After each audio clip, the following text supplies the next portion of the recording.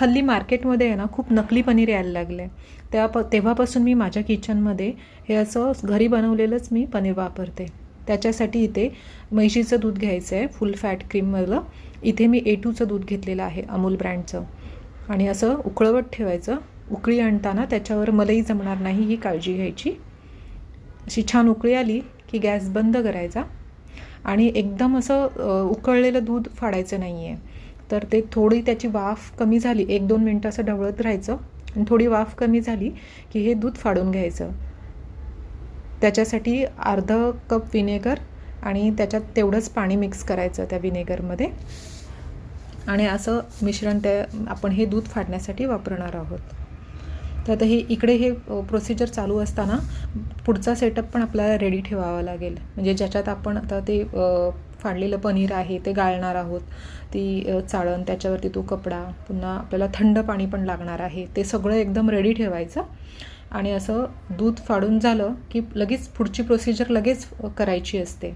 आणि मग त्याच्यासाठी तो सेटअप आहे तो रेडी ठेवायचा. इथे मी अशी चाळण आणि तो कपडा वगैरे लावून घेतलेला आहे. आता आपण दूध फाडून घेऊया. थोडं थोडं विनेगर ॲड करत जायचं आहे, एकदम नाही ॲड करायचं, नाहीतर त्याच्यामुळे काय होतं, दुधाला शॉक बसून एकदम पनीर जे आहे आपलं ते हार्ड आणि चिवट होऊ शकतं.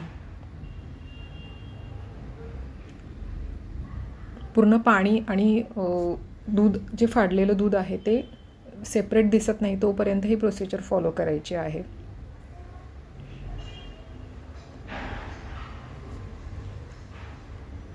असं पाणी आणि दूध फाडलेलं जो दूध आहे ते वेगळं झालं की लगेच त्याच्यामध्ये हे थंड पाणी ॲड करायचं. म्हणजे त्याचं टेम्परेचर डाऊन करून घ्यायचं आहे.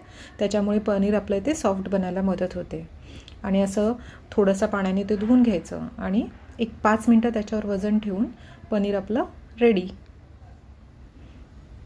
असं घरी बनवलेलं पनीर मुलांना खायला देताना कोणतंच टेन्शन मनामध्ये येत नाही.